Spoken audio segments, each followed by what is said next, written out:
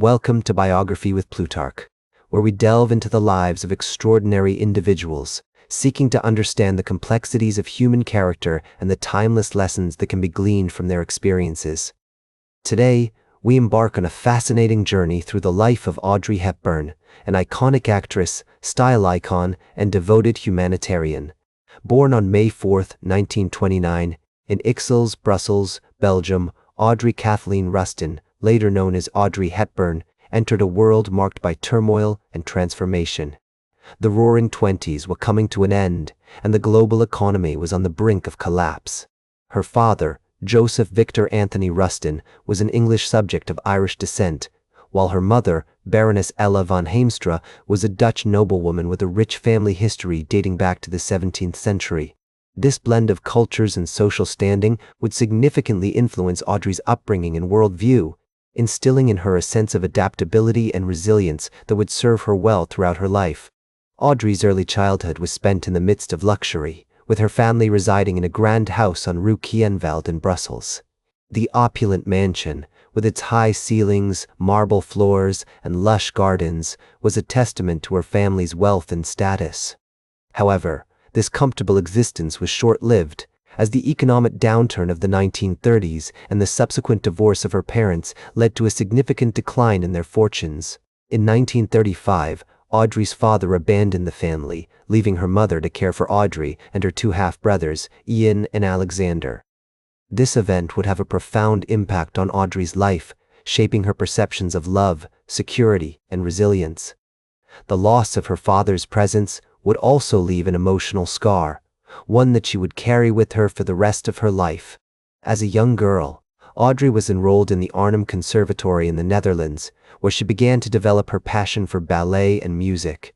Her mother, determined to provide her daughter with a well-rounded education, encouraged Audrey's artistic pursuits, recognizing the therapeutic benefits they offered during a time of great uncertainty.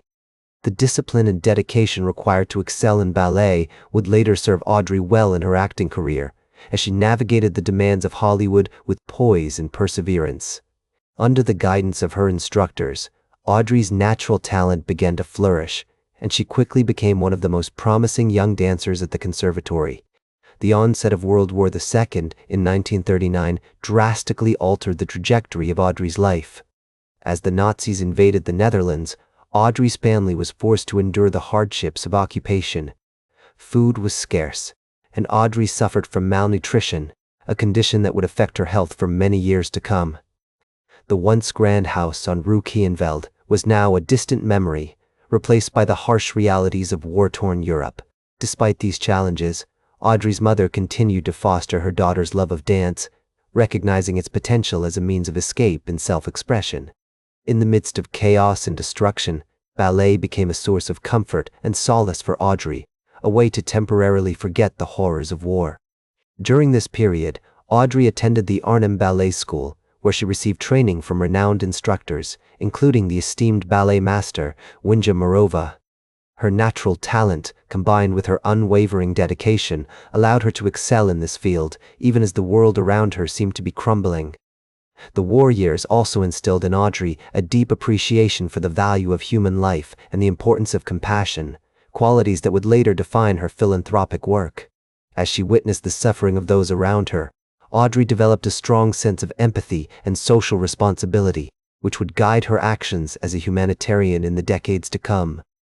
One particular anecdote from this period stands out, illustrating the resilience and determination that would become hallmarks of Audrey's character. During the harsh winter of 1944, Audrey's family was forced to survive on meager rations, and she suffered from severe malnutrition. Despite her frailty, Audrey continued to dance, using her art as a means of escape and self-expression. Her mother, Baroness von Heemstra, recalled how Audrey would often perform for the family, her eyes shining with a fierce determination, even as her body was weakened by hunger and exhaustion. This unwavering commitment to her craft would serve Audrey well in the years to come, as she navigated the challenges of Hollywood and beyond. The intersection of privilege and hardship, of artistic expression and personal struggle, would shape her character and inform her choices in the decades to come. The seeds of her iconic style, Her dedication to humanitarian work and her unwavering resilience were all sown during these formative years. As the war finally subsided, Audrey's family relocated to Amsterdam, a city that would become a haven for her artistic expression. The charming canals, picturesque bridges, and historic architecture of the Dutch capital provided a serene backdrop for Audrey's blossoming passion for dance. In 1945, she began training with the renowned Dutch ballet master, Sonja Gaskell, at the ballet school in Amsterdam. The school's rustic studios, with their worn wooden floors and mirrored walls, became Audrey's second home as she devoted herself to perfecting her technique. It was during this period that Audrey's talent and dedication caught the attention of Gaskell, who recognized the young girl's potential and encouraged her to pursue a career in dance. With Gaskell's guidance, Audrey's technique improved significantly, and she began to perform with the Dutch National Ballet. The thrill of being on stage, surrounded by the majestic sounds of the orchestra and the gentle rustle of tutus, was exhilarating for Audrey. She felt most alive when lost in the music and movement, her heart beating in harmony with the rhythm. As Audrey's skills continued to flourish, she began to envision a future beyond Amsterdam. In 1948, she traveled to London to attend the prestigious Sadler's Wells Ballet School, where she honed her skills under the tutelage of renowned instructors, including Ninette de Valois and Vera Volkova. The school's esteemed faculty and rigorous curriculum pushed Audrey to her limits, but she persevered, relying on her determination and natural talent to propel her forward. Her big break came in 1949 when she was cast in a minor role in the Broadway production of High Button Shoes, which marked the beginning of her journey as a performer. Audrey's early experiences in London also introduced her to the world of modeling, where she quickly gained recognition for her unique sense of style and effortless elegance. In 1950, she appeared on the cover of British Vogue, cementing her status as a rising star in the fashion world. Her association with prominent designers like Hubert de Givenchy would later become an integral part of her iconic image. The designer's exquisite creations, with their intricate details and luxurious fabrics, seemed to be tailor-made for Audrey's slender frame and gamine charm. The year 1951 marked a pivotal moment in Audrey's career when she was cast in the title role of Gigi, a Broadway play based on the novel by Colette. Although the production received mixed reviews, Audrey's performance caught the attention of Paramount Pictures executive Stanley Kramer, who offered her a film contract. This led to her Hollywood debut in 1951 with the film We Go to Monte Carlo, which, although not a major success, laid the groundwork for her future cinematic endeavors. The experience of working on a film set, with its intricate machinery and meticulous attention to detail, fascinated Audrey, and she threw herself into the project with characteristic enthusiasm. Audrey's breakthrough role came in 1953 when she starred alongside Gregory Peck in the romantic comedy Roman Holiday. Her portrayal of Princess Anne, a royal who escapes her duties for a day of adventure in Rome, showcased her captivating on-screen presence and earned her an Academy Award for Best Actress.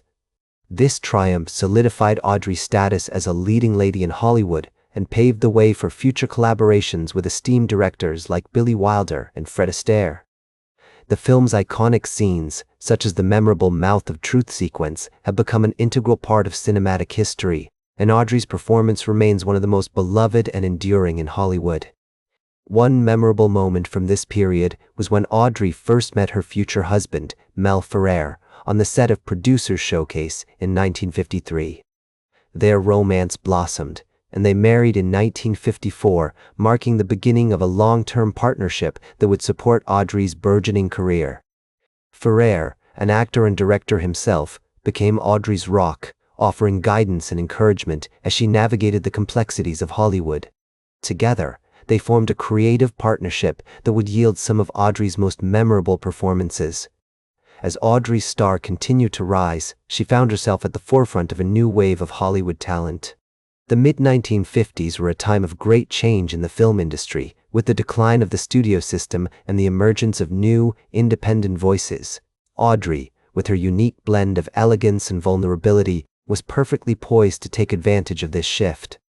Her on-screen partnership with Cary Grant in Charade resulted in a film that would become a classic of the genre, with Audrey's performance as Reggie Lambert showcasing her remarkable comedic timing and charm.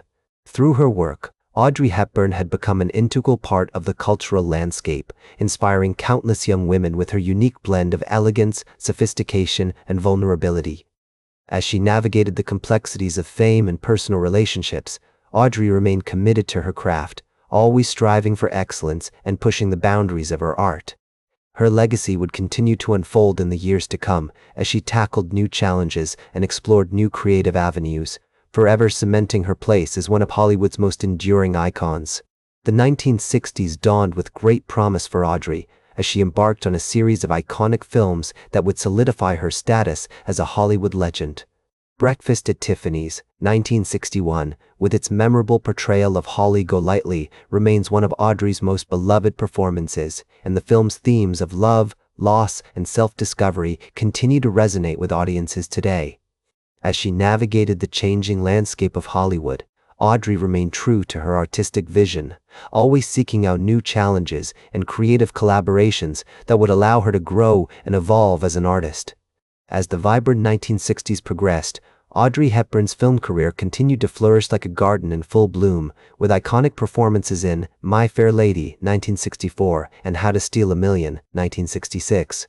Her portrayal of Eliza Doolittle in My Fair Lady remains one of her most beloved roles, showcasing her remarkable talent for transformation and her captivating on-screen presence. The film's opulent sets, lavish costumes, and memorable musical numbers only added to its enduring charm, cementing Hepburn's status as a true Hollywood legend. However, behind the scenes, Audrey began to slow down her pace, choosing projects more selectively and devoting more time to her family. She had grown weary of the constant scrutiny and pressure that came with being a major film star, and she yearned for a more peaceful and balanced life.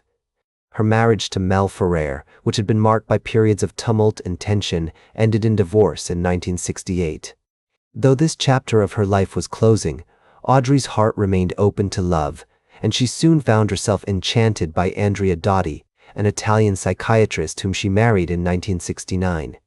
The couple's union was filled with joy and laughter, and they welcomed a son, Luca, in 1970. As a mother, Audrey dedicated herself to nurturing her child, taking a break from acting to focus on the most important role of her life. Her home became a haven of warmth and love, filled with the sounds of children's giggles and the aroma of freshly baked cookies. Though she had stepped back from the spotlight, Audrey's inner light continued to shine brightly, illuminating the lives of those around her.